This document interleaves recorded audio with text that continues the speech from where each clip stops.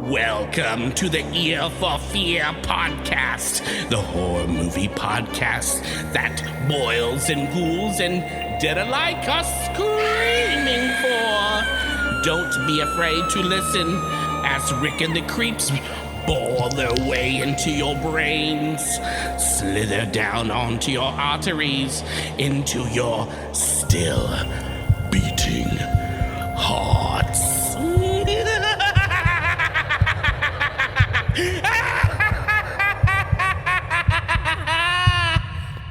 Hi, welcome to the Ear for Fear podcast. This is the podcast that talks about scary movies or movies trying to be scary. I'm Rick. Today, got a treat for everyone, joined by my nephew, Jason. Hey, man, thanks for coming on out. Thank you. You and I today are going to be talking 1988's Child's Play. Before we jump into it, let's do a quick synopsis. A single mother gives her son a doll for his birthday, only to discover that it's possessed by the soul of a serial killer.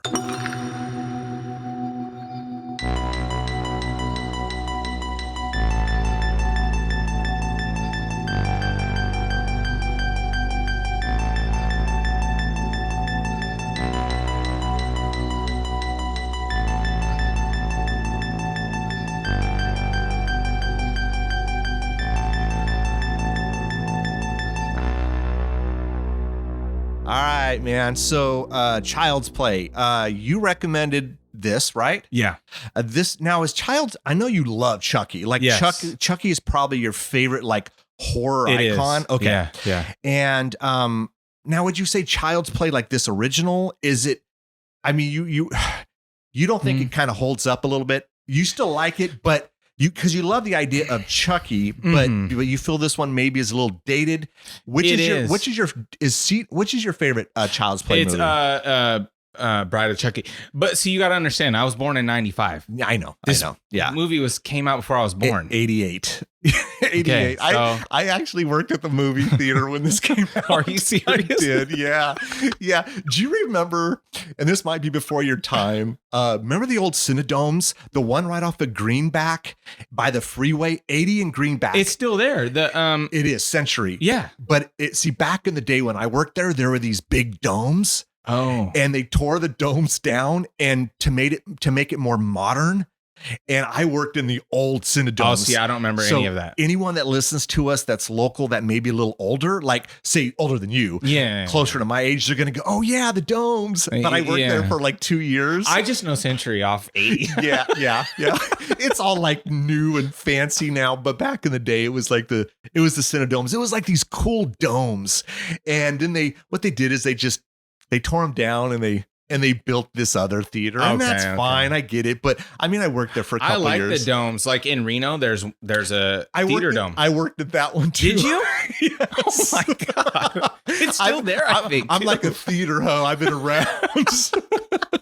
I did so interesting story. We moved back to here. We were living in Reno, and we moved here, and I don't remember what year it was. And you guys couldn't have been too old. No, I wasn't too old. I want to say I was maybe 16-ish. I was going to say probably 16 to 18. Yeah. And I worked at the domes in Reno. And at the time it was owned by a company called Sayufi. And nowadays you don't have them. You have Regal and all these other ones. And so when I moved from Reno, because my dad at the time, it was moving back here. Okay. Not again, like I had multiple dads, but at the time, my dad at the time, I rotate dads. Well, at the time he wanted to move back to, I don't know if you remember Richard too much, but no, I don't. He moved around a lot. Okay. And so we were up in Reno. He wanted to move back down here to California. And so what I did is I transferred from the theater there to the theater here because it was owned by the same one. I got a whopping like 50-cent like raise. Oh, sick. You're going to love this. Yeah. I was making $3.75 in Reno. And because California pays more, I started at $4.25. Nice. Dude, I was rolling it. I don't even think a gallon. I don't even think I can get a gallon of gas for that now. No, you can't. What's a fucking gallon? Like $5? Yeah, I just paid $5.17 or something. Oh my God. I swear. That's absurd. Yeah. I remember, again, I'm aging myself because I'm 50, folks. I remember gas being under $1. Under $1. Dude, right? Hey, do you remember a couple years ago, maybe a little more, it was like $1.89. Yeah. Here in California. I know. Unbelievable. I know. And I was the happiest I ever been. And now I go to the gas station and I see like $4.15 or $4.20. I'm like, oh, wow, this is cheap. It's fucking sad, dude. It's That's fucking that mind sad. play they do. Shit.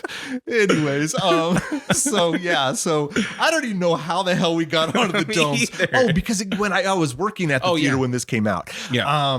And so I remember it coming out, and I really liked this movie because I felt at the time we needed some kind of fresh, like new horror like character. Yeah. Look, I love Freddy. I love Jason. Great movies. Yeah. But I felt at that time they were kind of becoming played out. Yeah. So I see that. in 1988, when this came out, Elm Street was, I think, part 4 had just come out, which was still decent. Really? Yeah, part 4. Wow. Which is probably the ones that the Dream Master. I want to say the Dream Master.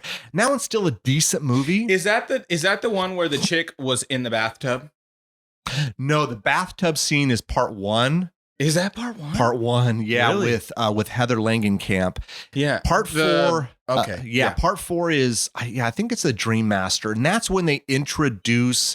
What they did is in part 3, the Dream Warriors. Mhm. They had 3 of them survive. They brought them back in part 4, except for the actress. They replaced her because I think, oh God, who was doing? I forget the actress at the time. One of the Patricia Arquette. Okay. Patricia Arquette was in part 3. Then in part 4, I think she ended up getting pregnant. So they didn't have her in part 4, and they replaced her with Tuesday Night, which was in part 4. Okay. She plays the same character, but I was pissed. I'm like, are you serious? Like, Yeah, I'm it's not kinda going to weird. notice the difference. Yeah. So like not too far into part 4, they kill off the 3 remaining Dream Warriors. Then they introduced a whole new set of Yes.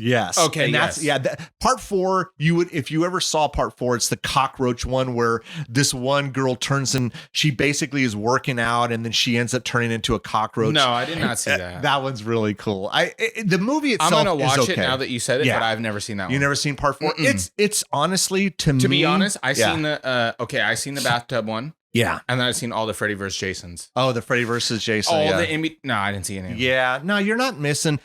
Look, part 1 is obviously it's a classic. Part 2 is okay. Part 3 is my favorite, which Okay. I believe is the best. But people would probably argue that part 1 is the best. I would say no. I Okay. think for entertainment values, part 3 is the best. Part 4 is decent. Then everything after that sucks ass. It really does, man. And Freddy versus Jason, it could have been so much better. I would say the last 20 or 30 minutes is the best part of the movie. Yeah. So, I will agree with that. So I think when Child's Play came out, it was like at the time. I have to agree. Okay, the times. Yeah. So again, born in 95. Yeah. I watched this several times, but I watched it again last night. Yeah. And that was the thing I thought, like, for the times, phenomenal movie. Yeah. I like the movie. Yeah. I think it's awesome. I think it still holds up, and I think It does. it does, man. I think for the animatronics are really cool now. Amazing, yeah. And there's some stuff like we'll talk about as the episode goes on, where they use like, I guess, little people or child actors. And then like even the animatronics with like the sky, I was like, oh, you got to be kidding me. Because again, the new stuff, you see crazy stuff. Like it almost looks real. The stuff nowadays, because I guess I'm old school and I grew up on practical effects. Uh-huh. I like how it is raw. I give you that practical. I'll take practical effects or the animatronics over CGI. Yeah. I understand CGI. There's a necessity and a need for 100%. it. Yep. I get that. I totally understand that. But if you can do it and you have the money to do it, I would say do practical effects. Mm-hmm. The previous episode we talked about, which is The Thing. Okay. And that the practical effects are just mind blowing for 1982, dude. Yeah. I mean, See, I like the rawness of old movies. Yeah. Like the 80s, 90s movies were so raw. Yeah.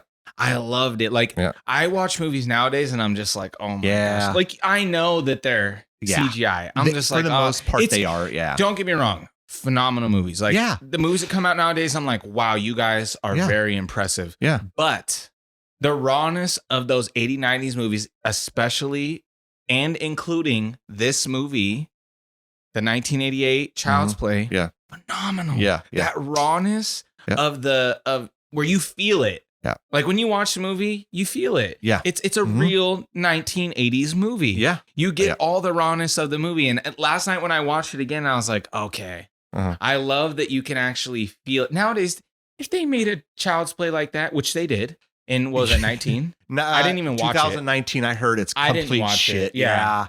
I think I saw like it was on TV and I saw a couple minutes of it and I was like, this is terrible. Like it looked corny. Chucky looked bad. Yeah, it looked corny. It looked horrible. Bad. Yeah. And I haven't watched it, so okay, whatever. I can't have too much of opinion. Yeah. But even just the cover picture, it looks the Chucky. bad. I was like, this is corny. It looks. I will not watch this. And they didn't even use Brad Dourif, who is the voice of Chucky in everything. They used, I think, Mark Hamill, and you would know Mark Hamill from he's Luke Skywalker in Star Wars. Oh, but he does a lot of voiceover stuff. Cool. He's a phenomenal voice Chucky, actor. though. Yeah, but most people know him from Star Wars as Luke Skywalker. But he does a lot of I think animated TV shows, and he does voiceover work, and he's great. And so they used him. But Chucky is Chucky. Chucky is Brad Dourif, man. I mean, he's like an icon. Yeah. So for the fact that you did another movie, and you used a whole new Chucky, That's and then weird. a whole new, it's weird. It's weird. I think studios they look for something new and they overthink stuff, and they're I think they do that all the time, especially nowadays. They overlook stuff way too far. Yeah. And they don't need to. Well, my gripe and my complaint, and any of the listeners who have listened to most of our episodes will know that I bitch about I bitch about remakes, and I bitch I'm with you on that. Not that there are some remakes that are okay. I prefer no remakes, but I understand sometimes it's a reimagining or something. Yeah. And I get it, but I think studios have run out of ideas. I was just going to say that. I've been saying this because me and Erica are huge TV movie buffs. Like we really get into stuff. Yeah. And I've been saying this for the last couple of years. I genuinely feel like movies, like as you said, again, they just ran out of ideas. Yep. So they remake stuff, but they remade The Jungle Book and it was cool. But bro, like at the end of the day, I'm going to show my daughter the original Disney cartoon. Yes. Is that the one with The Rock, the Dwayne Johnson, the movie? No. Mm-mm. So they did, because I know they did They did Mowgli. They did a live action of Jungle Book with The Rock recently. Okay. You're talking about the cartoon itself. Is it they did the cartoon back in the day. Yeah. And then they did Mowgli. And don't get me wrong, Mowgli, it's called Mowgli. Oh, it's a good movie. It's called Mowgli. Okay. Yeah, and then I think they did the Jungle Book too, but Mowgli, it was a good movie. Yeah. But it's not. I'm going to show my daughter the original back in whenever that was. Oh my God. I don't 70s, remember. 70s, I think. No, I want to say the original Jungle Book probably came out prior to that. Really? Dude, those have been around longer than you and I probably have been around. Amazing movies though. Oh no, they're great. Fantastic. Yeah. And I showed Sophia it once. She loved it. Did she? But the new one is just it's too overthought and and don't get me wrong, the animatronic CGI, impressive. Yeah. I'll never take that away from them. But the originality of the movie, completely shot. Yeah. It's not there. It's just not. It's not. When you're doing a movie for the first time, it captures this special feeling. Exactly. So for me, certain movies, you could do a remake or a sequel. It's not going to capture what I was feeling when I saw the movie for the first time. Exactly. And it was an original story. Yep. You know what I mean? Such as this movie. Something like this. Now, granted, in 1988, you didn't have a lot of doll movies. No. There were I was going to ask you about that because you're more of a horror guy. Was there a lot back then? There were. Okay, so in 1987, there was a movie called Dolls. I rewatched it. I thought it was cool when it came out, and then I rewatched it. I'm like, yeah, this isn't that great. Yeah. There's a movie. I mean, Poltergeist, you could argue the original Poltergeist in 1982. There's a little bit of doll stuff, with the little creepy clown thing. But then in 1978, there's a movie called Magic. That you could argue that is a doll movie, kind of based off of a doll. And then a year later, Tourist Trap, which deals with kind of, I'm not going to say dolls, but more like mannequins and stuff. So you could argue these things. Yeah. But I think the one that really did it well is Child's Play. Now, after Child's Play, you had Puppet Master, demonic toys. You got Annabelle nowadays. Dead Silence. Which these are great movies. Yeah, great. I am a sucker. I like Annabelle. I think it's a good movie. I think Annabelle's good. It's good. I don't love Annabelle. I liked the Annabelle story when it was like the first one. When it was, so you saw The Conjuring. Have you seen The Conjuring? No. Directed by James Wan? Okay, that's okay. No. A movie you need to add to your list. Yep. Inside of the Conjuring universe. Okay. In the original Conjuring movie, again, directed by James Wan, phenomenal director. There's a short story where they talk about Annabelle. And then what they did is they did a spinoff into these Annabelle movies and then The Nun and all these other ones. I would say that it worked better as a 5 to 10 minute short story inside The Conjuring. Got it. Versus the movie by itself. That's just my opinion. Not that they're bad. They're still okay. Now, Dead Silence, also directed by James Wan. Great movie. Deals with dolls. I feel like I've seen that. You probably have. Silence? Yeah. I feel like I've seen that. And I'm a sucker for a movie that has a kind of like a nursery rhyme. Yeah. I know it sounds stupid. I heard you talking about this on a podcast. I love nursery rhyme shit like in movies. Like it makes it extra creepy. I feel like it sets a mood. It does set a mood. Yeah. And then it tells me that you've actually put some thought and creativity into this. Yeah. And I love little shit like that. Yeah, I will say, like, just to wrap it around to the movie that we're doing the podcast about, I was thinking this last night. Like, in the beginning scenes of Child's Play, bro, that music, it brought you in. Yeah. It does. If you think about it, a lot of that was music at the beginning that was so intense, and the whole movie had so much intense music in it. It sets the tone really quick. Your heart starts pumping. It does. When you hear that music. Yeah. I love music. To me, I think makes a movie, especially a horror movie. And I've said this a million times, and I'm sure the listeners are tired of hearing me say it, but I believe, you could have a great idea and you could have some great acting and special effects, but if you don't have the right score, the right composer to do the music, it falls flat for me personally. Yep. But before we really jump into Child's Play, what I like to do is anytime I have a new guest, and this is the first time you've been out, I like to just ask them a few questions, and they're kind of horror related. Okay. Just so that the listeners or the audience can kind of get an idea of who maybe you are. Okay. And like I said, take your time if you need to. If you're not sure, just go to the next one, and we'll just And I like to start it off pretty easy. Okay. What was the first horror movie you remember seeing as a kid? And a follow-up to that, did it mess you up at all, or were you fine after watching it? I'd say probably first was Texas Chainsaw Massacre. The original, or was it one of the remakes? I seen no, that's a lie. Jeepers Creepers. Jeepers Creepers was? Okay. The second one. Oh, the second one. That was your first one? That I remember. Okay. You could have seen other ones, but that was the one you remember. That I genuinely was like, it's set in stone. And I love that movie to this day. Jeepers Creepers 2? Really? Yeah, I loved it. I love that movie. That's a great movie. I felt like it was extremely creepy. Yeah. Yeah. And do you remember Aliens? Oh yeah, we just did a podcast on aliens. Okay. Yeah. To this day, this is a fact. It took me to this day I'm still nervous about them, but it took me till about 5 years ago to not be nervous about the AC vents. Okay, do you remember Aliens, the AC vents that grabbed the leg? Yeah. Dude, freaked me out. Yeah. So to this is real, like to this day, and I'm 27. It freaks me out. Are you 27? Yeah, I'm turning 27. Yeah, your birthday's this month. coming up. Yeah, 22nd. You're still 26. No, I'm 26. Yeah, we can round up, but I know your birthday. I have you on the calendar. I'll make sure. But no, Jeepers Creepers. Phenomenal movie in my opinion. I think Jeepers Creepers is a great movie. The problem with, and I don't know if you know this, and we don't need to go into the weeds on this. Mm-hmm. The problem with Jeepers Creepers, and the true horror fans know this, the director Victor Salva. Okay. He went to prison for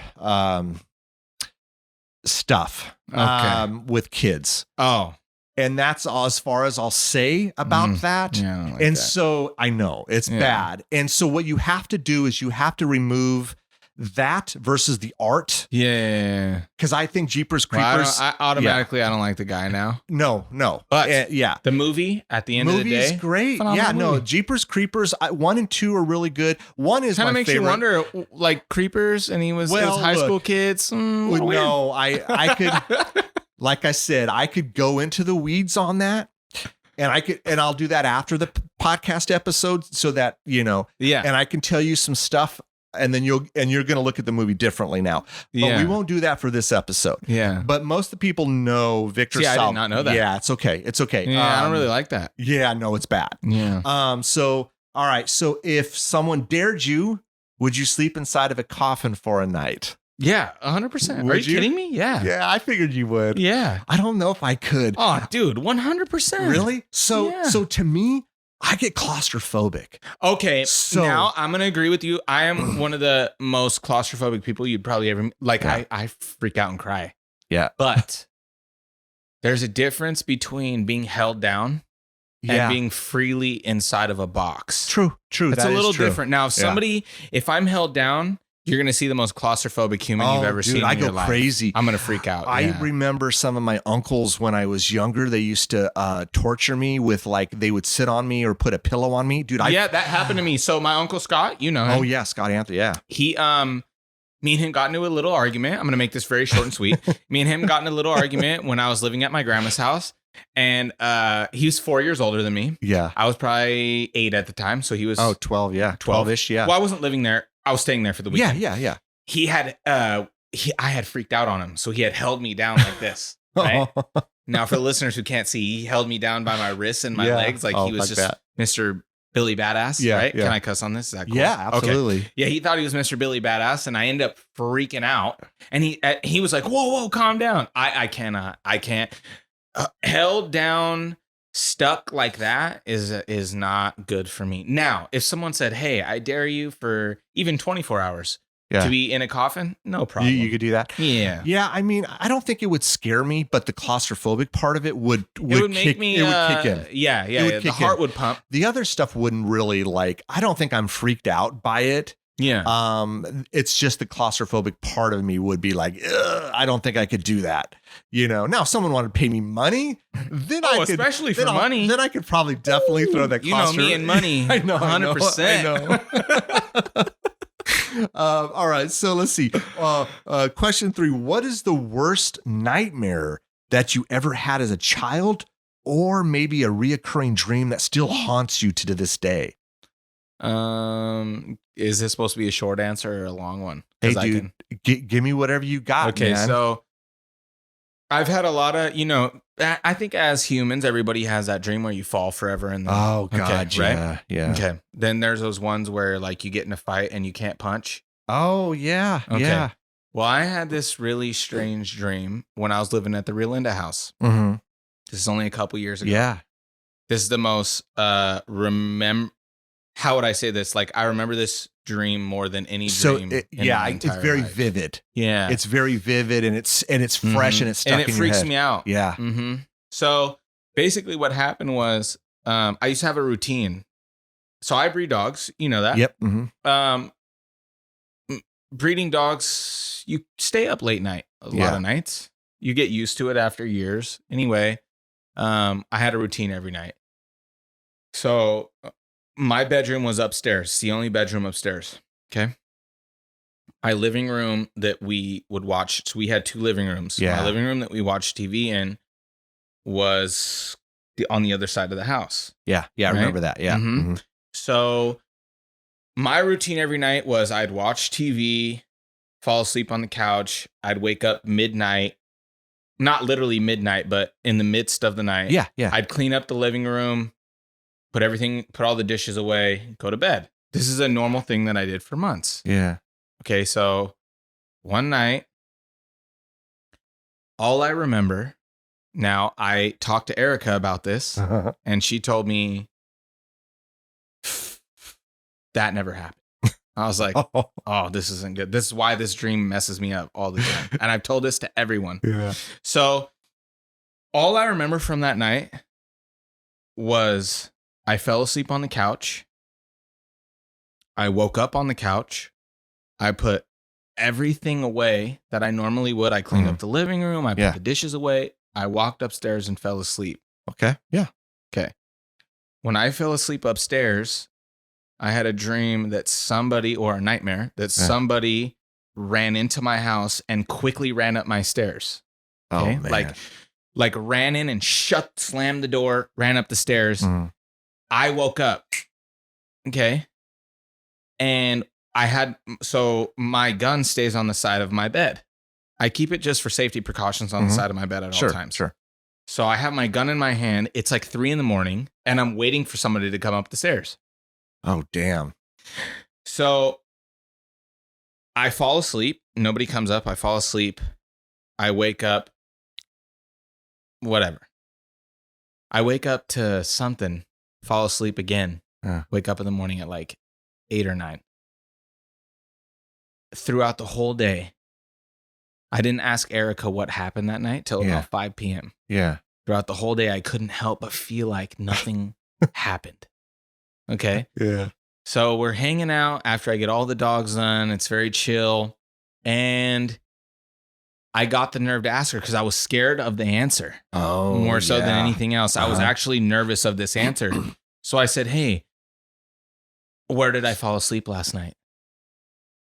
Because I just couldn't help but feel like it was wrong. Yeah. And she said, you fell asleep with me upstairs. I said, what? She said, you and I walked upstairs together and fell asleep with Sophia in our room. Wow. So basically everything else I dreamt the entire night. You dreamt everything else because it was a normal routine for you. I dreamt the whole night. I went upstairs and fell asleep in my bedroom. Yeah. Dreamt that so when I fell asleep in my bedroom, this is what actually happened. I fell asleep in my bedroom, had a dream that I woke up downstairs, put everything away, walked up to my bedroom, fell asleep, woke up to somebody coming into my house. Okay. Yeah.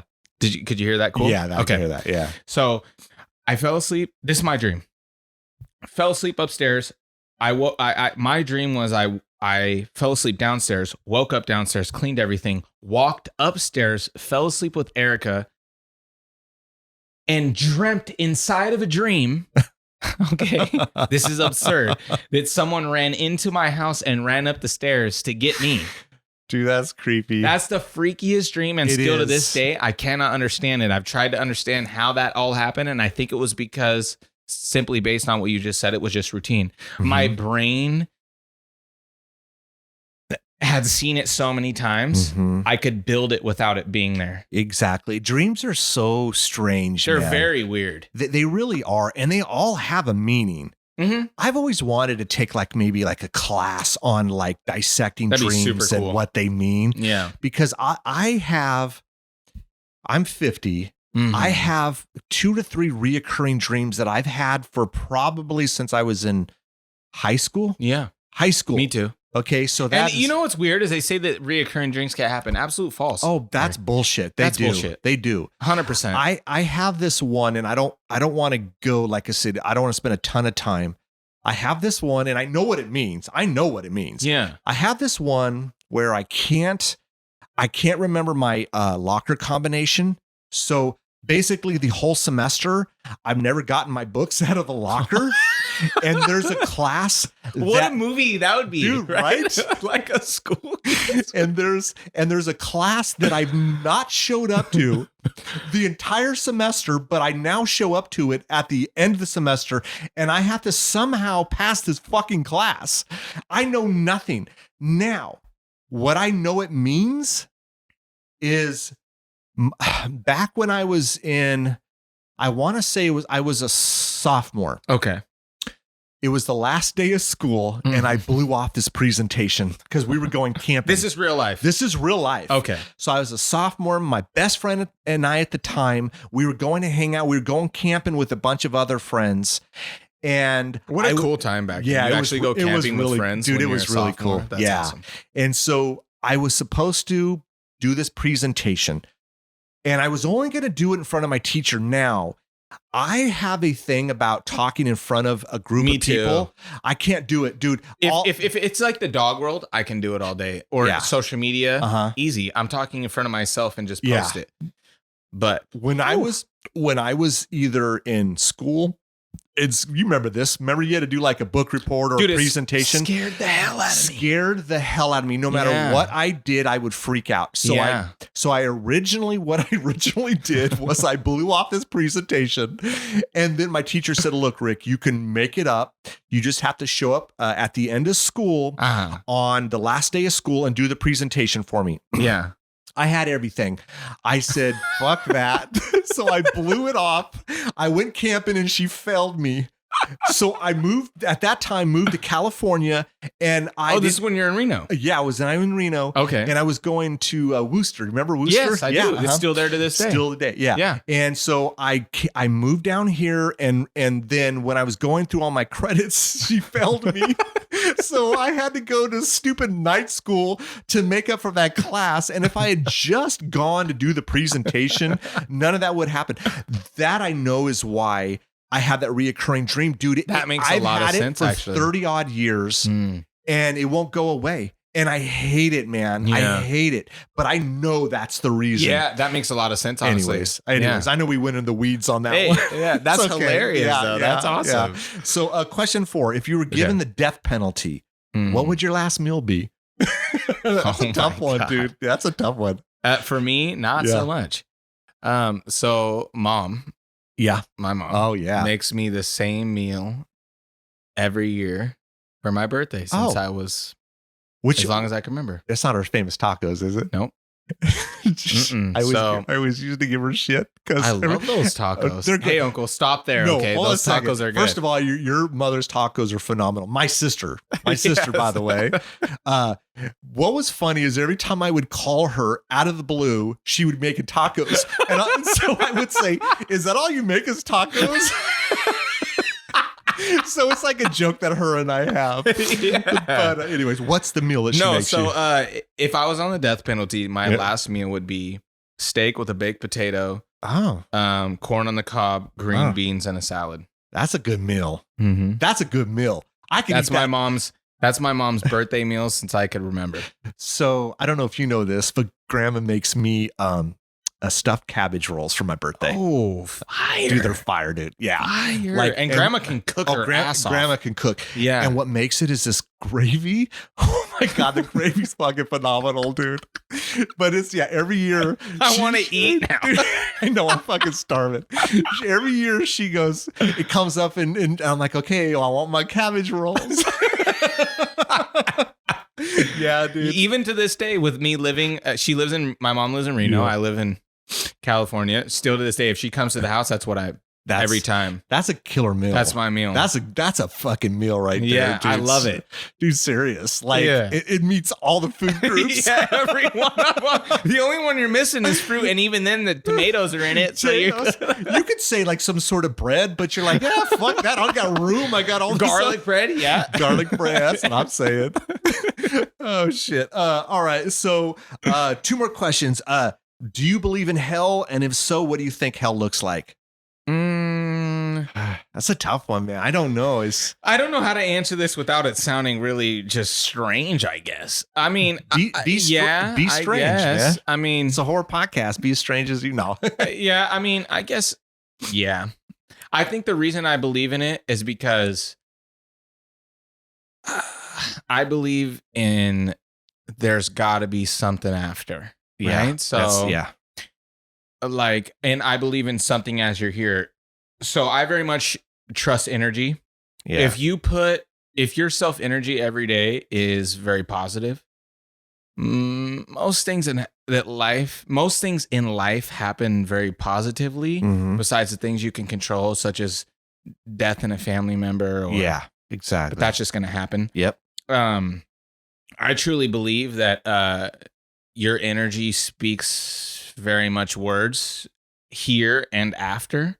So simply based on that, I think that I think if your entire energy as you're here, based on any circumstance, is positive, you can end somewhere very enlightening in life, even after. No, I think so. Then there's, if you're a very negative person that hates everyone and hates this and hates that, and you've done things in life that are genuinely just, you can't come back from.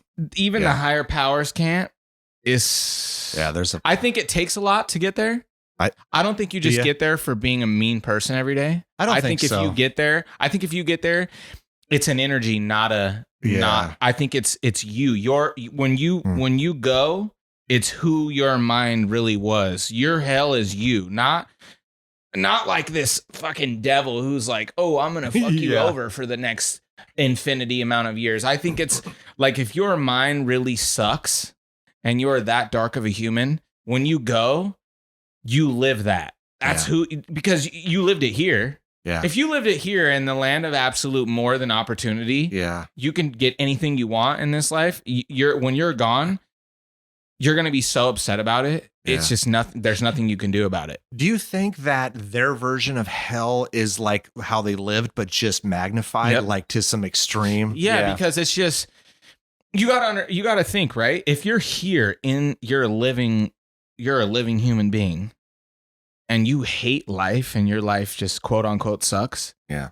When you die, how are you going to feel? Like you can't even handle this. I know. If you can't handle this, when you go, you're going to be so, why me? Like you literally are living in your own hell already. So when you go, I think, in that sense, hell is very much real, because you can just, if you live in it here in real time, when you go, you're going to be so upset. It's so worse. Maybe like do you think I wonder, sometimes I wonder, because I do, I think I believe in hell, and I believe there's something. I don't think it's like Little Nicky type. No. Where it's like you live every day this horrible thing, or like a loop, like an ongoing loop. Like a loop, like if it's a loop, it's your own mind loop. I genuinely feel that way. Like every day, like, and I guess that goes with now. Like if people can live in a loop every single day that we're here, I live in loops sometimes. Dude, I'll be honest with, and I'm not going to put a word on it, but with everything that we've been dealing with for the last 2 years, I feel like it's a loop, man. Yeah, it is. It is a loop. It is a loop, and and again, I won't put a word on it either, but it gets you in a mind state, and that's what I'm saying. It's a mind state where it's so normalized in everyday life that you become the very much happy person that you might have been is no longer there, because you're so used to it. I think it's 23 days to build a habit. Is that right? I think it is. And it's like 50 something to lose one. Is that right? Yeah. Yeah. Okay. We've been going at this for years. Yeah. Whatever we're talking about right now has been a couple years thing. So when you start, if your mindset on that was so negative and it's been negative, where are you living now? You're living in a mindset that you don't even know you're in. It's toxic, man. It's toxic. And I know I try to be positive, but I mean, I'm human, right? So I get wrapped up into a routine, and sometimes stuff gets so overwhelming that it's hard not to let the negative outweigh the positive. I think routines are good to an extent. I think routines should be changed. This is the main rule that I have in life. And I dropped out of school sophomore year. Kids, if you're listening, don't do that. Go to college. Yeah. But I dropped out of school sophomore year. I had only one job one job. I'm 27 and I've had one job from 19 to 20.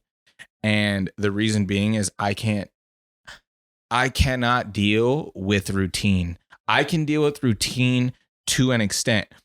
Routines kill a person, I think, inside. I think they genuinely make a human's brain bored. I think routines make a human negative, because if I can guess what I'm doing every single day, I don't want to live that life anymore. I change what I'm doing. If I can wake up every morning and guess, I'm going to take a shower, brush my teeth, take a piss, go to work from a 9 to 5 for this person that I don't like at a job I don't enjoy, come home, do this, do that, go to sleep and wake up the next day. And I do that and do that and do that and do that. I'll stop. Dude, I do it every day. I do it all the time. I notice when I'm stuck in that loop or that routine. Those are the days that I'm not happy. Yep. When like a day today, which you and I are recording this, and later on I'm gonna go have dinner with a friend. It's not part of a routine. No, those are my happiest days, and it's like. But we all of us, none of us are impervious to this, right? We all get stuck in that normal, everyday, mundane stuff. Yes. And it's up to us to break it. It's up to us to do it. Even in this, like, I breed dogs for a living, right? You are doing podcasts. Say you did podcasts every day. There's gonna come that day, which has came with me in the dog game, where this is what I'm doing every day. That's when it gets difficult. It gets difficult when you're doing a 9 to 5. Obviously, that's when I switched it. 8 to 5, I 8 guess. to 5, 9 to 5. It's so funny. Back 10 hours a day, 12 hours a day. When I was a kid, they called it 9 to 5 because they didn't give you like a lunch break. Yeah. Now you have, by law, you have to get that hour lunch break. But I think just in general, like, I've been breeding dogs for 13, 14 years, and I have to find something new every day, such as coming here and doing this. And like, a lot of people ask me, why do you buy cars and why do you do this and why do you do that? It's because I have to find something every day. Yeah. I have to find something, like money and this and that and the business. It's just not fulfilling. Yeah. So you have to find something that makes you just feel like you lived life differently that day. Like, I haven't drove my car since Sophia's birthday.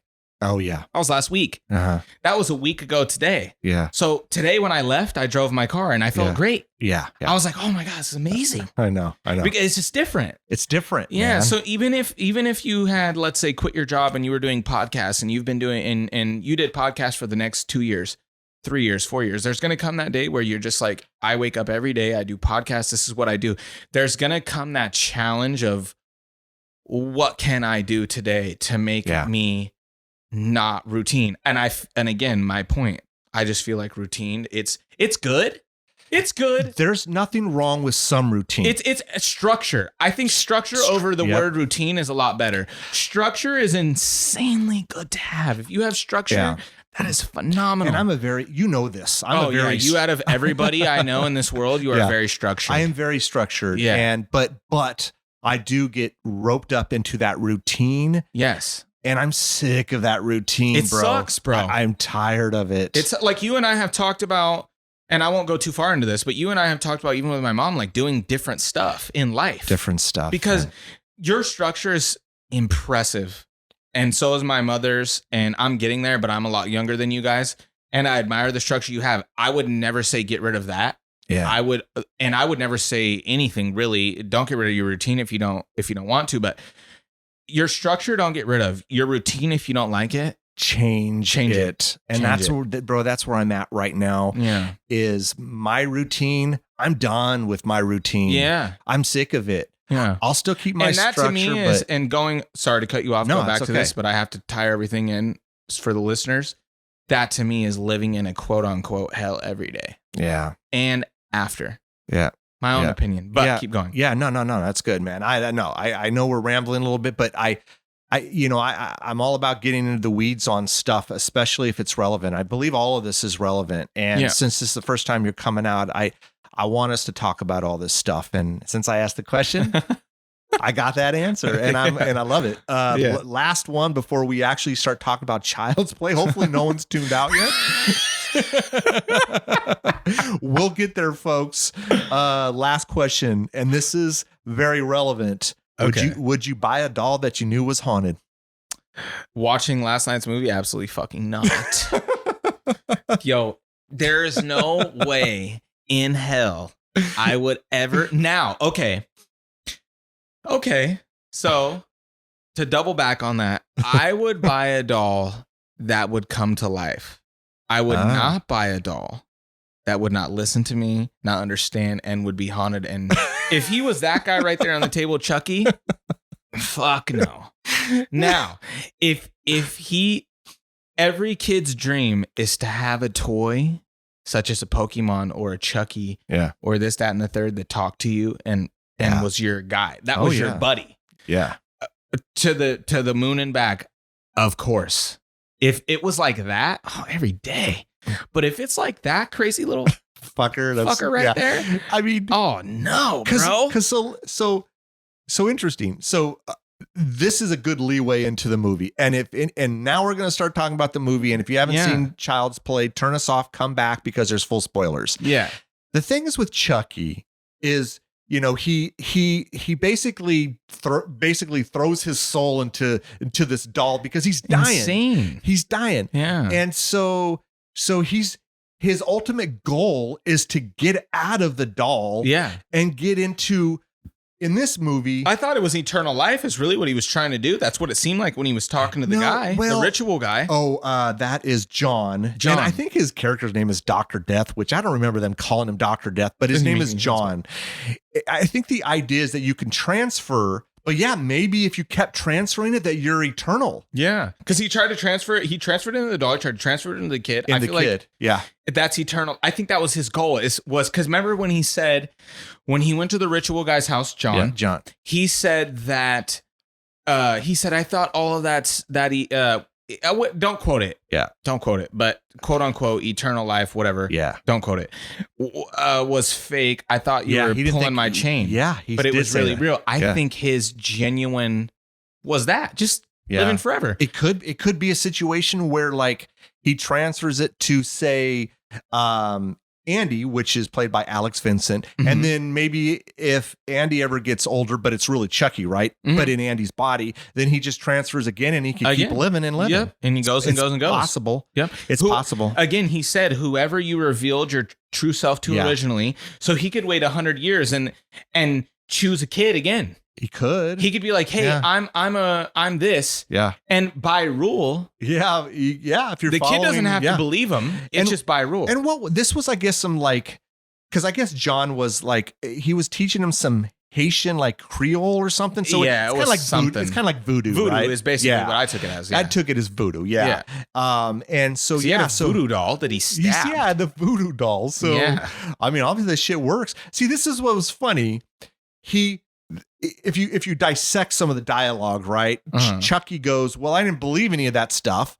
Well, but he believed enough to have a voodoo doll to, you know, and maybe that was John's own voodoo doll. Because that was John's, because he said, don't show your clients where you keep your personal things. Yeah. So interesting. Yeah. All right. So let's dive into this thing. Let's run down the characters really fast. Okay. Karen is Andy's mother. Yep.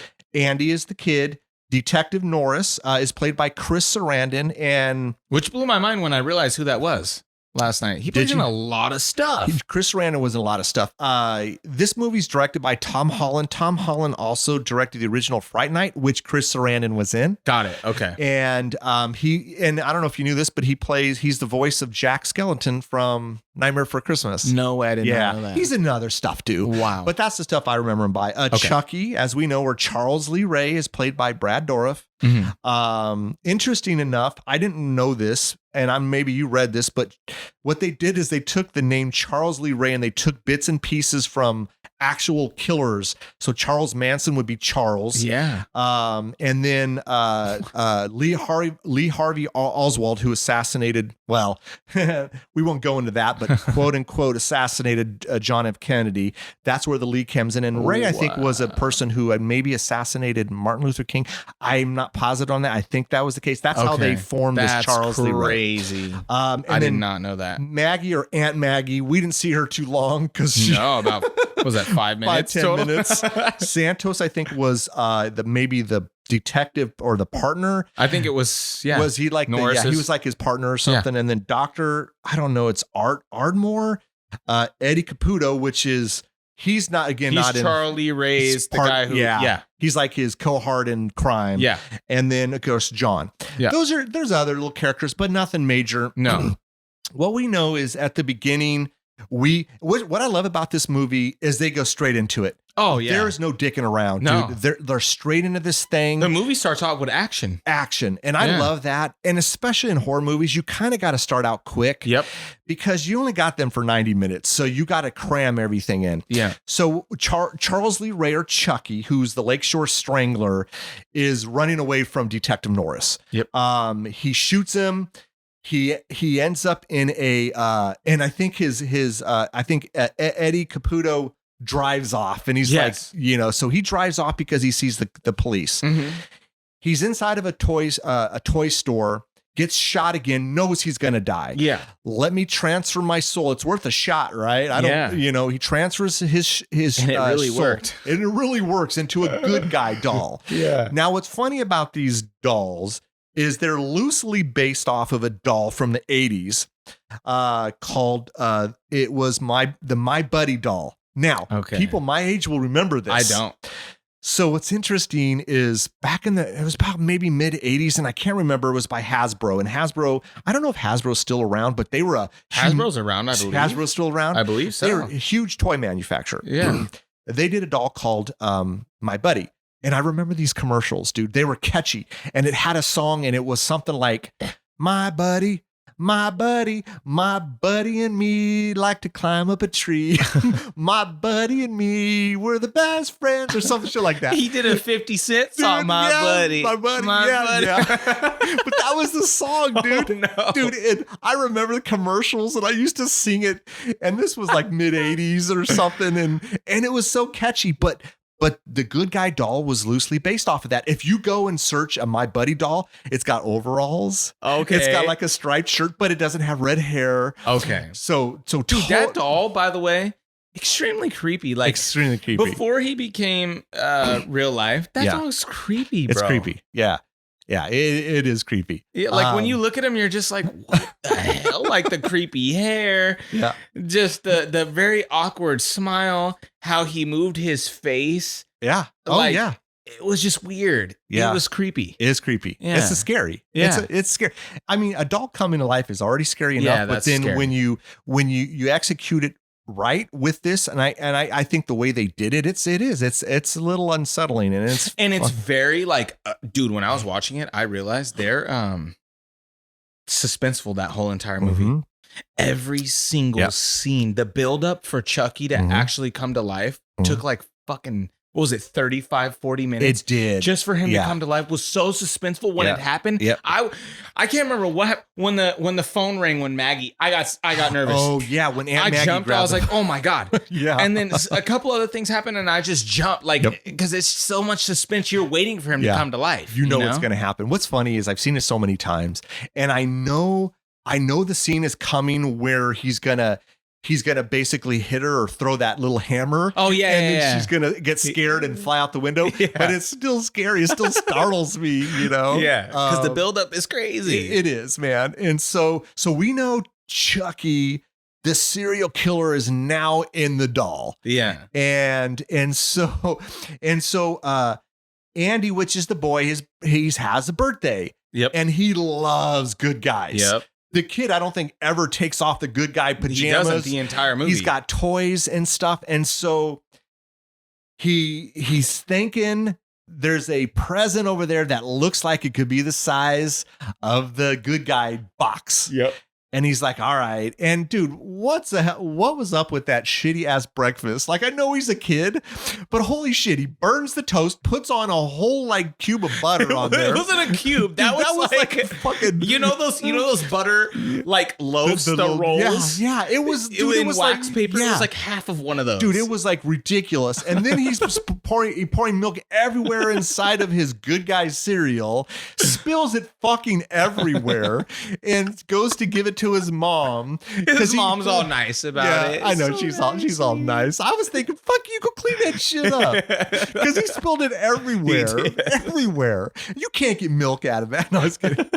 And so he goes to open his presents, and it's not a doll, and he's bummed it's clothes. He was so butthurt about that. Why in the hell? Okay, so this was funny. I almost thought it was like, I know she didn't do it on purpose, but it felt like on purpose. Like, why would you wrap those clothes in a box that is the shape of the doll? Yeah, like wrap them in a clothes box. In a clothes box, because when we opened it, it didn't fill up the whole box. No, it did. I'm like, that's kind of fucked up. She played him. She did get him a little toy, and that was fine. But he was bummed. He wanted a doll. Yeah. So, dude, let me ask you this. And sometimes I get affixed on stupid shit. Mm-hmm. She worked at a department store. Yes. Okay. Working the perfume counter. Yes. What does that pay you? Minimum wage? Yeah. She seemed like a nice big apartment in New York. Yeah, I know.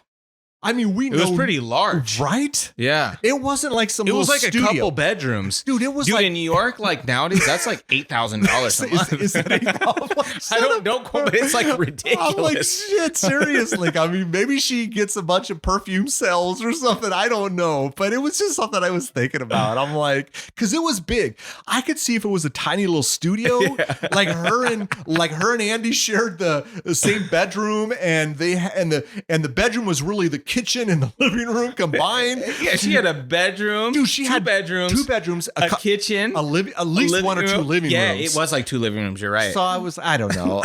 I know it's stupid, but sometimes I get affixed on dumb shit, like the little stuff. The little stuff I do. I get roped into that, and the phrase we always use is "you got to suspend belief," and I get it. Okay, but so she her friend or Aunt Maggie. They both work at the same store. Yes. A peddler is selling the good guy doll.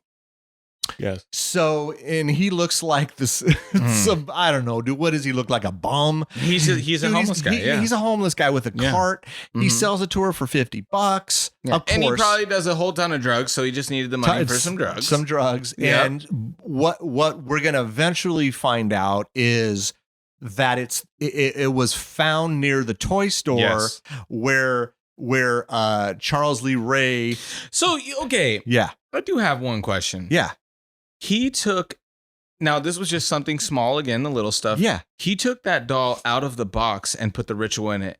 How did he get back into the box? Why would he even get back into the box? If he wanted to leave so much. Yeah.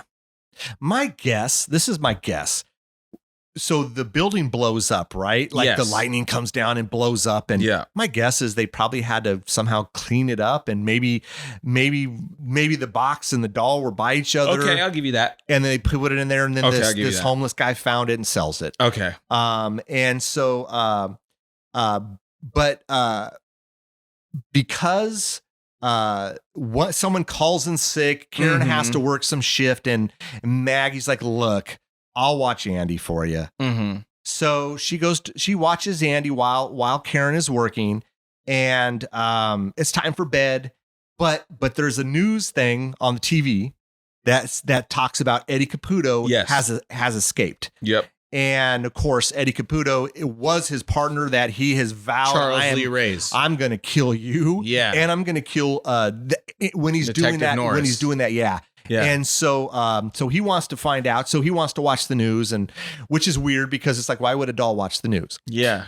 And so, but we're getting these little snippets or bits of Chucky talking to Andy, but see, we don't see it. We think it's happening, but we're not positive it's happening. Yep. And maybe it's just a kid's imagination going wild. Yep. So then Andy goes to sleep, and then all of a sudden, I think Chucky went out to watch the news. I think Maggie brings Chucky back to Andy's. Yeah, because he's brushing his teeth. Yeah. And she's like, are you brushing your teeth? Yeah, I'm brushing my teeth. Yeah.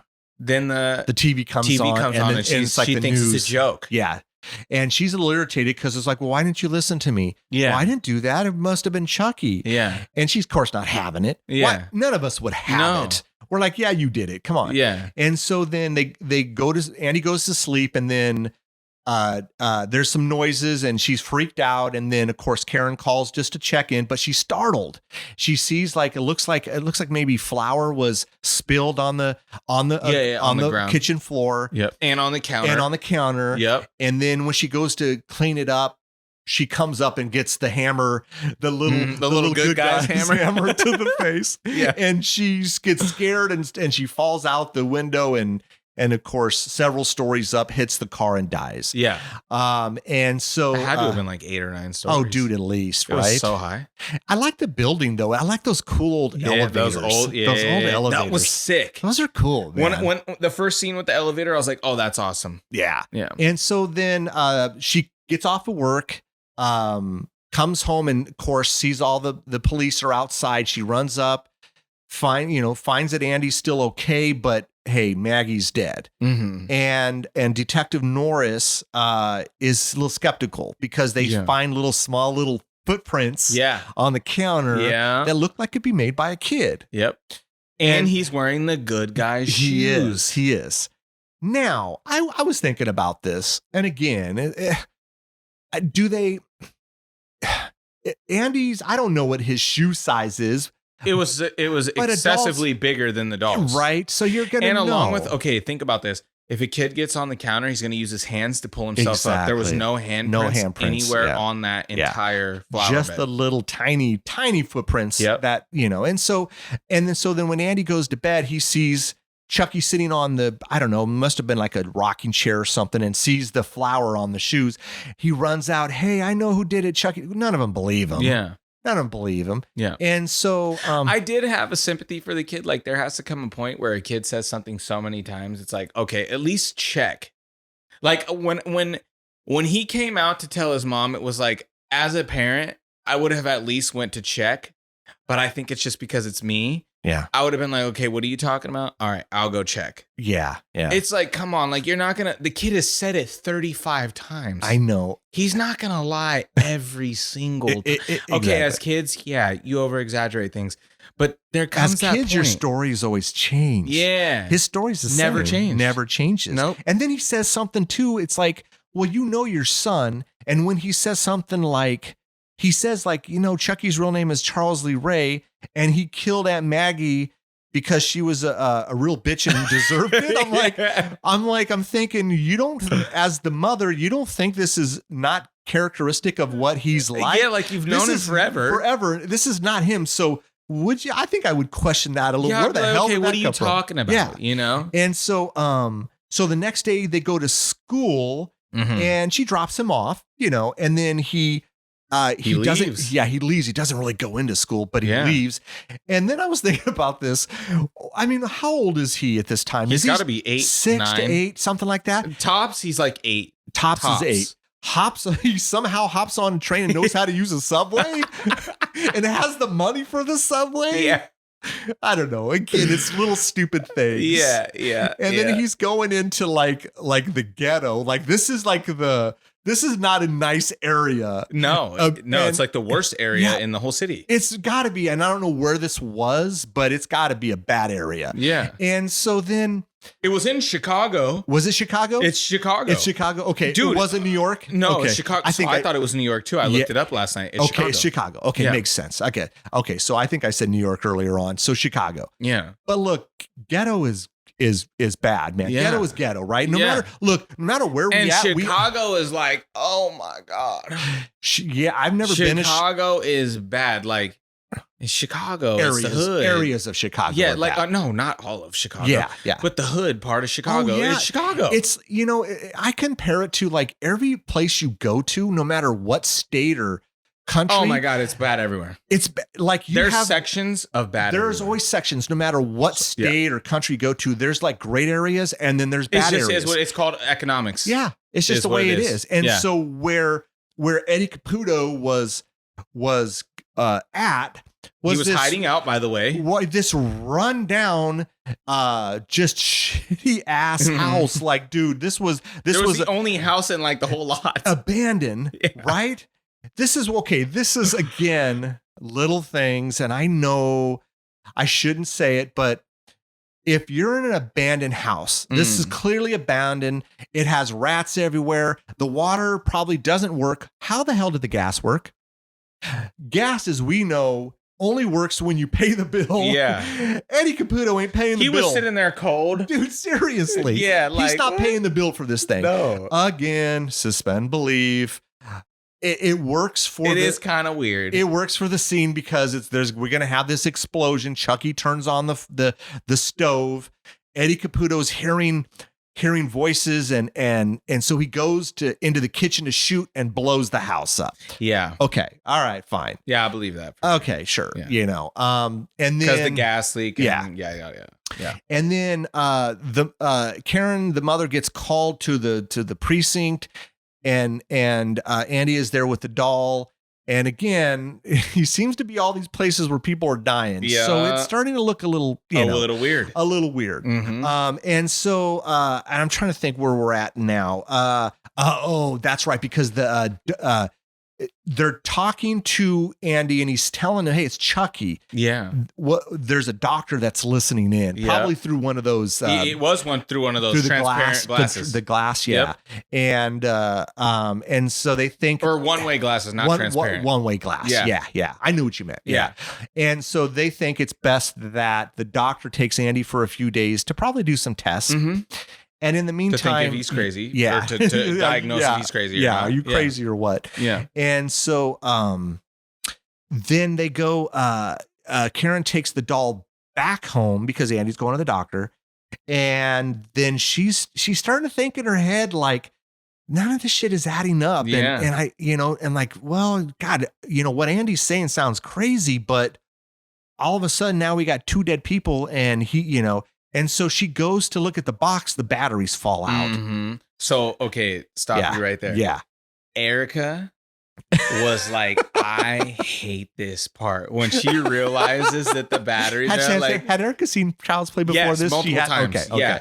So, but she still to this day was just like, I hate this part because it's like she's not a scary movie person. She doesn't hate them. She just is scared of them, Yeah. When she's like, when she realizes that the batteries are out, it makes me so nervous because this doll is really alive. Oh my God. But keep going. Yeah. So she goes over there and she's like shaking it. And it's like, why don't you say, because she opens up the back, realizes no batteries in there. So Chucky has been, doing his thing with no batteries for 3 days. For like she said 3 days, I think, something like that. Couple days, yeah.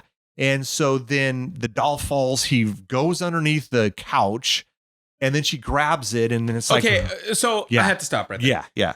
Tell me why it was so weird that the whole doll without the batteries twists its entire head. She drops it, and then she still pokes it like as if it's not alive. I know. No way in it's hell, alive. Dude. Yeah, I'm going to grab something. Yeah, I'm stabbing it. Dude, I'm getting a knife.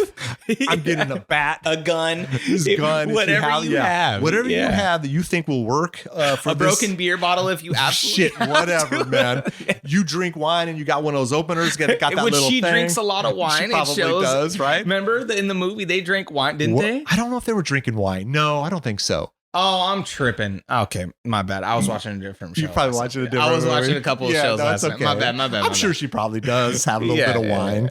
But I mean, whatever is you can use as a weapon, then use it. Yeah. I'm not just going to go grab him out of there. Yeah, no. But again. She's all poking him to see. Yeah. Come on. But for the sake of the movie, these are all things that we suspenseful. It's right. It is. Yeah. And the thing is, like, we could sit here and chat about stuff, right? Because we're watching a movie. But, we're like, well, why are you like in all horror movies, all of the friends, they go their separate ways instead of sticking together. Makes no sense. But for the sake of the movie, it does. It's like, whoa, well, I think it's better if we all just go our separate. Really? No, because this guy's killing people. He's killing people. So I think we have a better chance if there's 6 of us together versus 6 separate. Yeah. But it's because, so again, for something like this, it's like, well, yeah, they got to build that suspense. Yeah. And then she grabs him and then she's like, why don't you say something? And then he fucking, you fucking bitch. And then he bites her. I'm like, damn. Hey, he was so nice looking obviously creepy, but so nice looking throughout the whole movie. And did you notice how much his face changed? He just went to this like mean, just almost human like. Like he looked human. He did. And I think it's to show us that over time, you know, he can still look like a doll, but over time he's becoming human because he spent so much time in the doll's body. Exactly. But the animatronics, and I have to applaud them, man. It looks good. It looks really good. And bro, again, especially for a 1988 movie, it looks impressive. It is. And I know some of it is again, like we said earlier on, little people or child actors. Yes. And I know you were saying that you had an issue with some of it. Like you felt it looked kind of hokey. It wasn't that I had I just felt like, okay, when he came down, okay, so when he finds out from John, the ritual guy, that he can be transferred into Andy, the boy, Andy went home, right? Yeah. So he escapes the mental hospital. So, because I think, Chucky, after he talks with John, knows that he has to go find Andy. So he finds him. He goes to the but he can't go. Yes, exactly. He goes to the apartment. Well, he goes to where the doctor was. He gets into it with him. Yeah. Right. Andy goes, which I don't know if I'm skipping ahead on a little bit, but that's okay. We can roll back around. Okay. Yeah. He goes, and then just my issue is like when Chucky jumped down the chimney because he couldn't get through the front door. Yeah. It was literally like a 3.5 foot, 4 foot tall person. It's hard. And it was just like a human walking in a suit, basically. But again, it's 1988. That was, for me, it was that. And there was like one other part where I was genuinely like, was it when the burning Chucky was moving? Because I think that was also a little person. Weird. Yeah. Yeah. It was just, I guess because I've seen it, I dismiss it. I allow it. Me too. I've seen far worse. Mm-hmm. This, look, it was noticeable, but it wasn't really noticeable. Like it could be way worse than this. I would say if you've only watched it once, you're probably not going to notice it. You're probably going to be so into the movie. Yeah. Even if you like, I've watched that movie like 10 times. Yeah. And this was the very first time where I genuinely was like, yo, is that a little person jumping? Like, is that a little person jumping down this fireplace? Well, they use a lot of like shadows, so it's to convey that it's Chucky, but they can do it with shadows, and that then you don't spend so much time on the fact that on some scenes it is a little person or a child actor. Because I think I was reading that Alex Vincent, who played Andy, his sister was in a couple scenes as Chucky. Oh, really? But from a distance, running up this. I think when Chucky went to the what was it? Was it like a was it the doctor's office or whatever the hell it was? Are you talking about when he went up the stairs? Yeah. So remember when Chucky goes to the mental institution and Andy sees him across the way in the building, he's running up the stairs. I think it was like a little kid. Yeah. Oh, that's funny. But so we know, okay. So Karen now believes that Chucky's alive, goes to talk to the detective. He doesn't believe her. She's like, look, I'm going to go do this on my own. So she goes to try to find that peddler. Yes. To get some more information. Yes. But that's in a bad area. It's the worst area. Is worst area. It's on the south side. Yeah. And so, I think. And so then, I'm trying to think. So she goes, and she almost gets in gets into trouble. And then the detective shows up. Yeah. The peddler says, look, I got it from the outside of the toy store. Then he clicks. He clicks because he's like, well, that's where I killed Charles Lee Ray.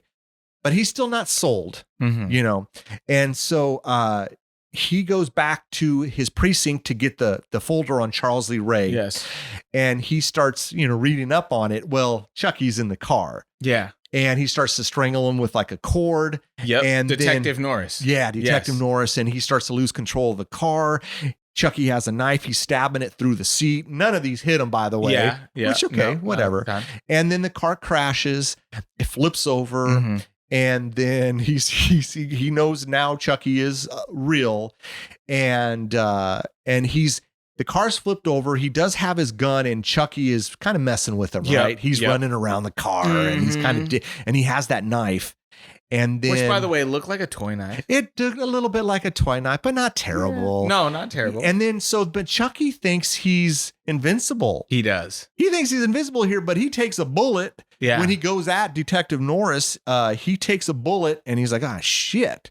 And that's when he goes to, he takes off. And that's when he goes to visit John or Dr. Death. Yep. But then I think this is when Karen and Detective Norris, I think they are trying to maybe track down because they go to the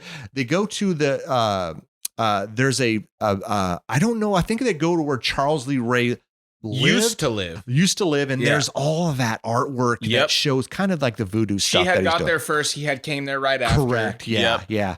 And then they're like, okay, well, we need to go visit this guy to see if he knows anything. Of course, they get there late where Chucky has already visited him. Yeah. He basically broke his arm and his leg with the voodoo doll. Then he stabbed the voodoo doll in the chest.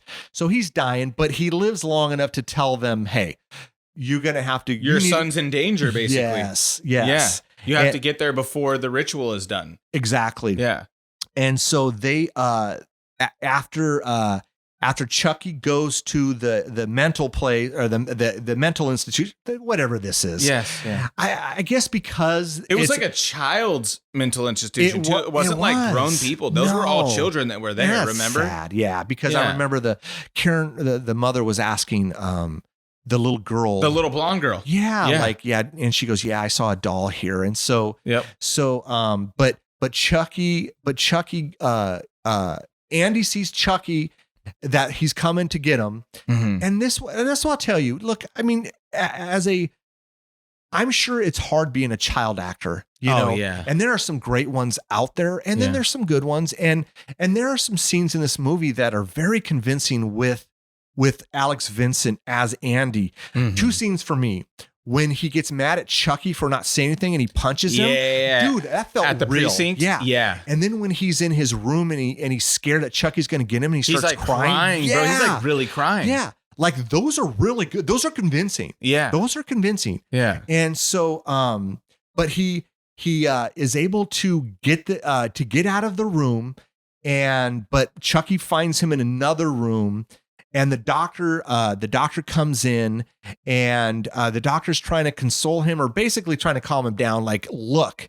And then I think Chucky gets a scalpel, cuts the doctor in the leg, and then he puts some sort of electrical like what was this thing? It was basically like, I don't know how to say it exactly. It's like an electric band of some sort. Yeah, it was like what you would use on your heart, but he put it on his head and zapped him. But I wonder, because if this is a mental institute, do they use this electrical electric shock to calm on these patients? Kids? That's kind of fucked up. Yeah, that is fucked up. And so he puts. Because it was all kids. That is really fucked up. So he puts it on there, turns it up, and kills electrocutes the doctor. He hit him like 10 times with that thing, and then my god, that's no joke. He fried his ass. He fried him. He was bleeding out of his ears. He was, yeah, or as his eyes. His eyes, yeah. I was like, oh my god. And so, when they finally get there, they have a conversation, and Detective Norris says, "Hey, where would Andy go?"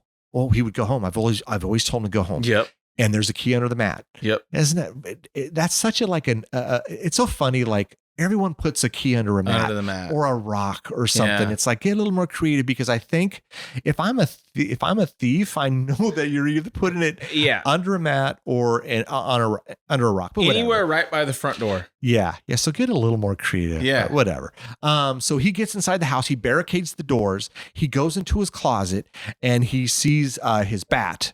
Yeah. And Chucky gets in through, like you said, the chimney. Mm-hmm. I'm like, how the hell did he get up? I never, bro, you got to think, okay, for one, are they on the top floor? Why is there a chimney? So they got it. Yeah. So I wonder if they are on the top floor. Because like you said, this is probably, and again, I'm guesstimating a 10 to 12 floor building. Easily. Because it's an older building. And so, so in order to get through the chimney, you have to be on the top. So how did this little, I don't know, let's say 2 foot, 2.5 foot doll he gets up. So I do love this part. This was always one of my favorite parts when Chucky is in the elevator and that older couple goes, yeah, what an ugly doll. And he's like, fuck you. Yeah. I always love that part. But so somehow he gets up to the top and to the top of the building and through the chimney because the door's locked. Yeah. Okay. All right. So he's in there and we give you that much. Yeah. And so Andy's got the bat and completely misses him. Yeah. Like doesn't even hit him. Which okay. And I said this to Erica last night when we were watching it. I was like, why didn't he just wait for him to come into the closet? Like he had went through the whole house, hid in the closet, found the stuff. Bro, sit in the closet. When he opens it, knock him.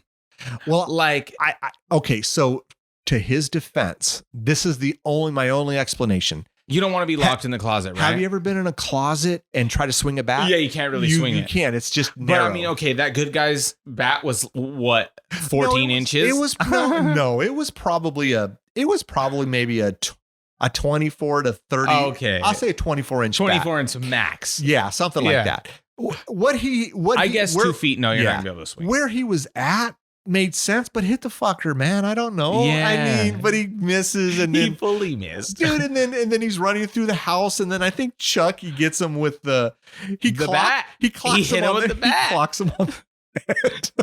He hit him with the bat. He clocks him on the head. He starts this chant where he's doing the same ritual where he's trying to basically push his soul back into Andy's body. Yes. And he's gotten pretty far. He's basically like he's last almost 5 done. seconds, 4 seconds. And then they Detective Norris and Karen get to the house. And they get there just in time to break it up. Mm-hmm. And then he bites her on the neck. Does he bites her again? Remember? Huh? Boom, right on the neck. Yeah, he does bite her. Yeah. My favorite scenes are when Chucky's all pissed off. When he's pissed off, like when he bites her arm or he's attacking her on top of her. And it's kind of humorous, but it's kind of scary at the same time. I'm like, what the fuck do I do here? Yeah. And I know, and he's so strong for a little 2 foot doll. I know. And then doesn't he? I think he stabs. Does he stab Detective? He does. He does on the leg. And then I think he hits him in the head with He does and knocks him out. He sleeps him. And he knocks him out. In the mom's bedroom. And then so I know the mom has the gun and the mom's shooting Chucky, but Chucky isn't dying. No, she shoots his arm off. No, but I think that's later. Like, oh, is it? Because I think she shoots him, but he's not dying. And then I think they get him and they throw him in the fire. Oh, right. Yes. So this is one of my favorite parts, like where and he's going crazy in that freaking out in the fireplace because she's got the cover over it and she's turning on the gas. And then Andy takes the match and he's fucking going nuts, right? But then he changes and he's all calm and he says something like, "I'm your friend till the end." Yeah. And then I love this party. Andy's like, "This is the end, friend." And like lights his ass on fire. But he still gets out. He's still alive. Well, they left they just leave him. They just move and he opens it. I mean, it's a little screen. Yeah. And so Andy goes to get the first aid kit and realizes he's gone. And then they get attacked again. And then I know Chucky's trying to get in the bedroom and she locks the one door, but the other door doesn't have a lock. She takes a knife to the hand. Now that looked like a fake knife. Yeah. That was some weird. Bro, it was like a plastic knife get from a Halloween store. It looked like a plastic little knife with some my guess is he some took fake blood in it. That's the knife he took from John's house, right? When he stuck the knife into the voodoo doll. You didn't notice he had that the whole movie? No, I don't think he did, dude. I don't think he had that. Did. He did? Yes. No, I don't think so. I'm telling you. You think? I thought it was the knife. I could be wrong. I thought it was the knife he took from John's house when he did the voodoo doll. I could be wrong as well. I don't know. Any listeners out there can chime in and let us know. Comment what actually happened. Yeah. And so but I think, I don't know if Chucky finally gets in, but anyway, she starts shooting his ass. He does get in. His charred ass. Yeah. I think he does get in, remember? From the other door for a second, and then Something happens. They start fighting. Yeah. And then he starts. Yeah, she starts shooting him. and she starts shooting his head off and his arm and his leg, and he's still moving because you have to shoot him in the heart. Yep. In the heart. You're not killing him unless you shoot him in the heart. Yep. And but I know that Detective Santos comes in and he's not, of course, believing any of this shit. And then whatever's left of Chucky at this point, it looks like part of a torso and maybe an arm. There's and a couple arms and a head. And remember, he picks up the head. He picks up the head and puts it like on a shelf or a TV. Yep. And then whatever's left of Chucky, the charred Chucky, comes through the vent somehow. 14 seconds later. And is choking him. Yeah. And then they throw him and they shoot him. And he's all talking. The head's all talking. Kill them all. I actually like shit. Me like, too. I do. Me too. I was like, this is awesome. I love shit like that. This is the thing. And they finally shoot Chucky in the heart. But this is what I love. And all the blood spews out because again, he was starting to turn human. Human, yeah. Yeah. This is what I love about it. Are these movies scary? I would argue that they're not super scary. No. The thing with Child's Play or just and they've done like TV shows and stuff. I just love the Chucky character as a whole. I love it because he has like, he's vulgar. I was telling Erica that's one of my favorite things. He's vulgar. He's so vulgar. Like a mean of a human or doll, whatever you want to call it. He's so mean. Well, because I mean, he is a serial killer, and we know well, we don't know them personally, but we know they're fucking crazy as shit. Yeah, but he doesn't. He's not like okay, the movie Halloween, dude never talks. Michael never talks. Text change up. He never talks. Leatherface does not. Yeah. Freddy, he's a little vulgar. Okay. Well, I mean, Jason never. So really, most of them don't talk. Yeah, but Freddy, as the movies went on, became more one-liners, and that's Chucky. Exactly. Chucky is like aggressive, but he's on another level so because Brad Dourif as an actor, especially as a character actor from like say Lord of the Rings or from Deadwood. Yeah. He was in Exorcist 3, which he was just phenomenal. He is a phenomenal actor or character actor. This just suited him perfect. It did. It suited him perfect. Really did. And so he made Chucky, in my opinion. He brought so much life to this doll because as a whole, the doll's not, look, he's scary, but it's still a doll, right? Exactly. But he brought it to another level, and that's what I love about. I feel like he made it human-like. He did, because he was so vulgar, and he did those certain things. And the killings, and all his killings are at times very brutal. It was every time. And Chucky has always been like, I would, if I was to have to rank them, Freddy, the earlier on, was always one of my favorites, and I love Jason. But Chucky was up there for me because me too. And for anything, how brilliant is it from a marketing or a merchandising standpoint to create a character that you now can sell so much shit on? So smart. Dude, the doll alone. You have a few of these dolls. Yeah. I have the family at this point, and dude, they're they're 1-to-1 sized. So they're movie sized, and they're I'd buy a bunch more. Yeah, I would buy I don't have the Child's Play one, and they make one. I want one. They do. I have one. It's not like the it's like the 2-foot one or whatever. 2 foot. I think it's about 2 foot. I have one in my theater room, and but I mean, I have it right here on the table as we're talking. Again, marketing is phenomenal. Dude, brilliant. I've always loved the artwork, just artwork in general for Chucky, because it's just they've just taken it to another level with it, and that's what I think is just brilliant. Yeah, like if you can take a horror movie and someone that does a character or someone that does bad things, and you can somehow package it and sell it to the consumer, that's fucking brilliant. Yeah, and they've done that with Child's Play or Chucky as a whole. And like me, I'm not like as like, don't get me wrong, I fucking love horror movies, but I'm not like as big of a horror movie as you.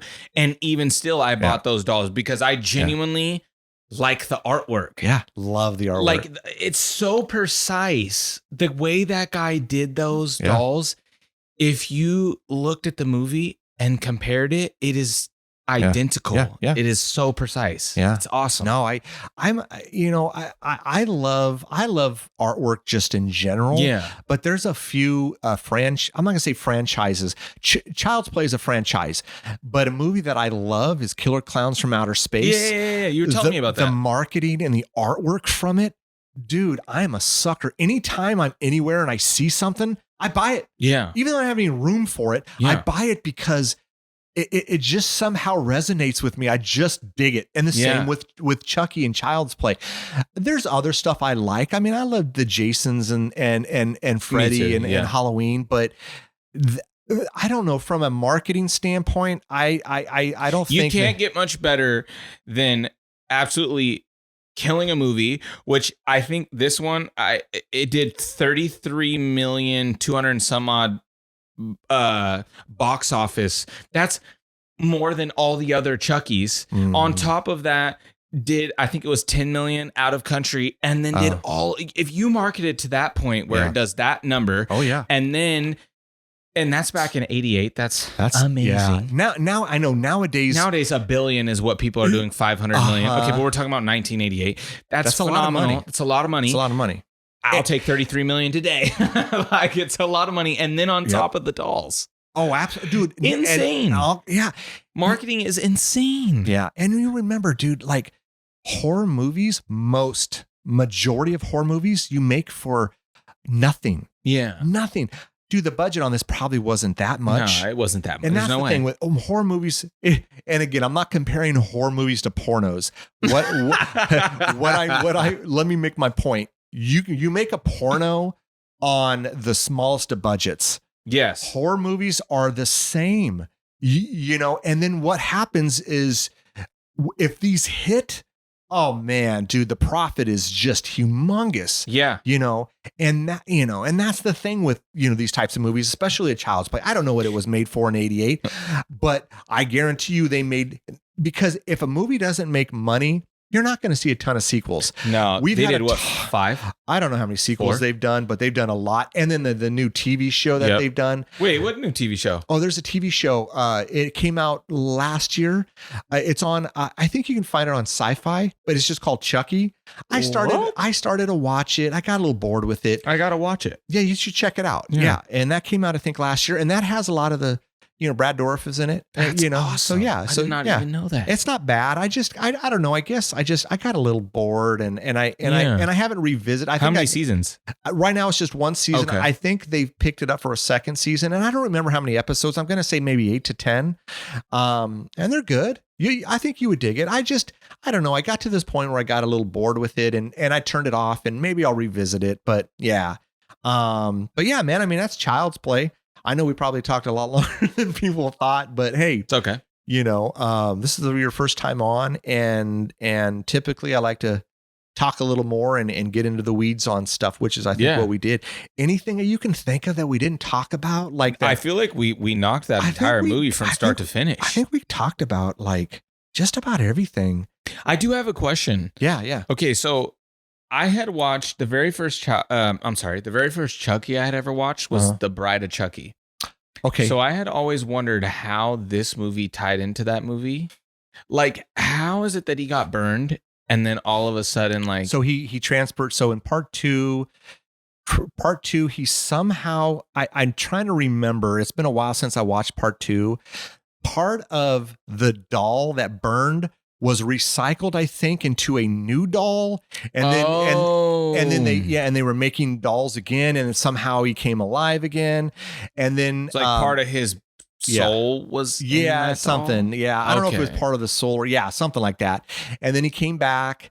And part 2 is where Andy is now living in like a foster home. Yeah, and I don't remember, and I kind of thought it was kind of crappy that and maybe the actress that played Karen or his mother didn't want to come back, or nor did Chris Sarandon come back. But yeah, they kind of stuck him in a foster home, and then Chucky comes back to try to take him over again.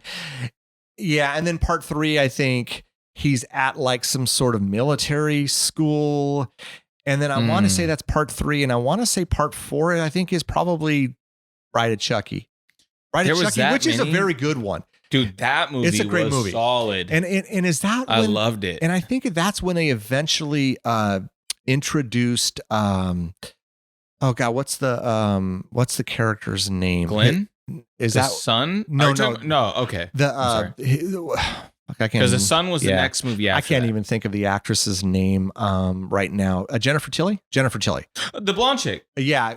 It introduces her into the movie because she's all into like that type of stuff. Yeah, and she killed that part. Yeah, by the she's way. great. Jennifer she Tilly's absolutely great. Killed that part. And then of course I think it was the fifth one, Seed of Chucky. Which I never liked. That was the fifth one. I don't know. I'm trying to think, Are you dude. serious? I want to say the fifth one was Seed of Chucky. Wow. I think the sixth one was. What was the one where they were in the snow? Curse of Chucky. Oh, was it Curse of Chucky? Cult of Chucky. When they were like in a graveyard in the snow or that was something. that one wasn't as good. Yeah, it was okay. I thought Curse of Chucky was really good. Yeah, they changed the doll up a bit, and then you had Cult of Chucky which was okay. And then I think after Cult of Chucky is when you got the remake, and then you got the TV show. And then you got the newest one was a remake, which that was the 2019 one. Yeah. And then I think you got the TV show. I think that's where kind of where we're at. Okay. So yeah. I was just curious. I had always wondered. And I'm just wondering. I hope I didn't miss a sequel. I think that's all of them, but I wasn't a fan. How many movies? That's 7, 8 movies. What did I say? So 4, 5, 6 or 7, and then the TV show. That's insane. Hey man, in horror, especially, and you know this with like the Friday the 13th and Elm Streets. Yeah. If you got something that you can make on a small budget and make a shit ton of money, why aren't you cranking them out? Yeah. That's what they did. I mean, they were cranking them out. You know, the Elm Streets and Friday the 13th, they almost cranked out one a year. Hell, you could almost. I think there was one time where. I think with Elm Street Part 4 to 5 or either Part 3 to 4 were released within less than a year of each other. Oh, really? You're trying to capitalize on that, you know, it being so popular and making that money. Yeah. And why not, man? You know, why not? They're doing numbers. Milk it dry. Yeah. Milk it dry, you know? Yeah. I loved them. Yeah. I loved the Chucky movies. And, you know, like I was saying earlier on in the episode, at that time, there needed to be this new kind of infusion of a new horror character because Elm Street and Friday the 13th, they were kind of on the tail end and they became kind of boring, repetitive. Yep, super and repetitive. So and then Hellraiser I think was 87. So Hellraiser was good. Yeah, because then you got like Pinhead and so you got the Cenobites and then of course you still got Michael Myers and stuff like that, but I needed a new horror character, and Chucky was a kind of a breath of fresh air for me. Yeah, I can't speak for everyone else, but that was just for me. Yeah, makes sense. And so I don't know, man. I think we hit. I think we knocked it out. I think we knocked. Yeah. Hey, thanks again for coming out. Yeah, thank you. Before we wrap this up, you're on Instagram at Imported Bullies. Yep. All one word. Yeah. So if anyone wants to check out Jason, please do. Anything other social media? No. No, I don't really. Yeah. I have it, but I don't mess with it. Yeah. I figure it was just IG. You could do YouTube, but I only have probably 15. Maybe 15 videos. They're kind of entertaining though. Yeah. Me and my brother on there. Oh, yeah. Well, I guess that's it, man. But yeah, thanks again. I'll have to have you out again at some point down the road. Heck yeah. But that's Child's Play, folks. Thanks everyone for listening. Again, dude, it was awesome. Yeah. Thank you. I appreciate it. And everyone out there, take care. You listened all the way to the end. We appreciate that. Don't forget to follow us on Instagram at Ear for Fear Podcast, Twitter at Ear for Fear, and subscribe to our YouTube channel at Ear for Fear Podcast. You can also check out our website, earforfear.com. There we list news and events. We're available on all the main platforms, so make sure you tell a friend. We hope you come back and get an earful.